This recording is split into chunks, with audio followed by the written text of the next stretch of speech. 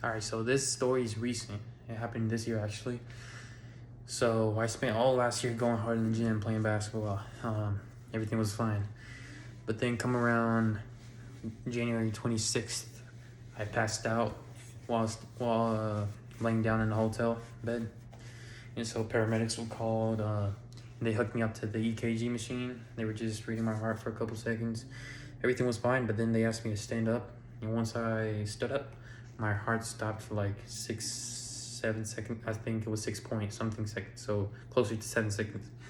And so they rushed me to the ER. I stayed overnight, and basically they didn't say anything at the end. I didn't have a diagnosis. I was just told that my heart was stopping for whatever reason. They didn't know reason specifically, and that it was that could be life threatening. And that I should get a pacemaker. And so they set up an appointment for a pacemaker, but me and my mom's, we didn't agree with that idea. So we just went back to my hometown, which is San Antonio, Texas.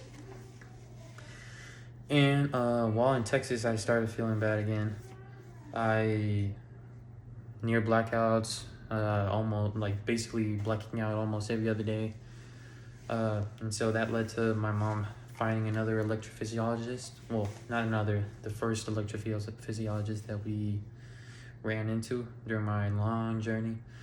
And so basically did the whole workup, echocardiogram, the typical EKGs, which don't really work, Holters, patches, 7-day patches, then up to 14-day patches, stress test, and all of that was fine except for the 14-day e-patch, which is basically a Holter monitor that you wear with, not as extensive as a Holter monitor. It's like a simple 2-lead EKG that you can wear up to 30 days. I believe that I got the 14-day option, so I was wearing that. And by the time that came back, again, every other day I was pausing up for like 6 to 7 seconds. And so I finally got the diagnosis of vasovagal syncope and possible six-sided syndrome. But that the six-sided syndrome part turned out not to be true. And basically, any pauses that are greater than 3 seconds, they put you at risk for passing out. And somebody like, I don't know, about 70, not 70, 50 plus, pause longer than 3 seconds is dangerous because it can actually lead to blacking out. But in my case, I was going 6 to 7 seconds without a heartbeat at times, and so I didn't pass out that much because I already had a low resting heart rate in the 30s. Around like at sleep, while I was sleeping, it'll be in 30, like 29 at the lowest. And I run in the 40s during the day while I'm just laying down wherever. So yeah, I already had a low heart rate, so I guess that's why the pauses didn't really affect me that much. I mean, I almost passed out, but I never actually passed out again. So yeah, but after that, so the electrophysiologist called us in the afternoon, talking about how some catastrophe could happen. Basically, if I was driving or playing sports or something, and I had to pause, I could pass out, hit my head, die basically. But it scared the crap out of us. And so I opted. Well, he recommended that I had a pacemaker put in, and so I said, okay, if you think that's what's gonna make me feel better, I had it put in. Felt no difference basically.